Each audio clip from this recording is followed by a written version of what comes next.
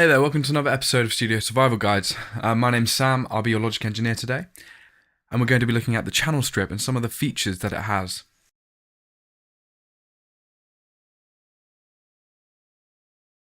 Okay, so we have the channel strip.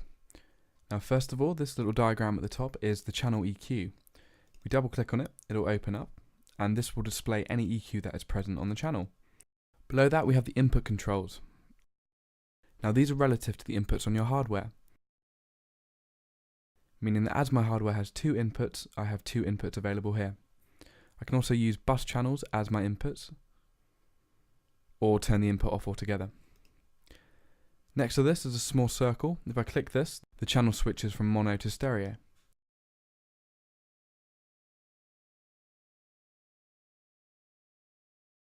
Below that we have the plugins. Now, the strip of every plugin has a power button on the left, the actual plugin itself in the middle, and the option to change the plugin on the right. Clicking this will give you a drop-down menu full of plugins. There are too many here to go into, but there's some great features here. These can be dragged around, or to add a brand new plugin, we can just click below the existing ones. Below this we have the bus channels, which send to auxiliary strips. If we click on these, it brings up the auxiliary channel so we can edit it. You can send different amounts of audio to these bus channels using the dials next to them. And again, to create a bus, we just click below the existing ones.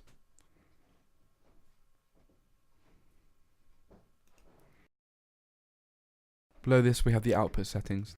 These require you to right click on them and you can select stereo, surround or mono. You can also send the output to a bus channel or turn the output off completely. Binaural is a more advanced feature we won't go into here. Below this we have some automation features. These are again more advanced and we won't go into them at the moment. The dial is the pan, so if I take it all the way to the left or -64, the audio will only come out of my left monitor. And the same applies to +63 on the right.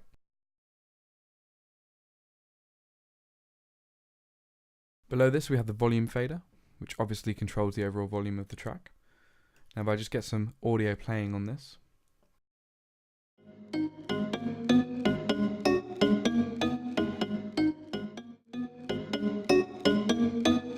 As you can see, this box here changes colour depending on the intensity of the volume, showing red if you're at risk of distorting the audio from the volume.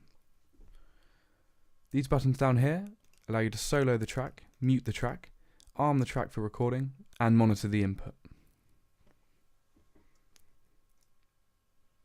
You can also rename the track right at the bottom.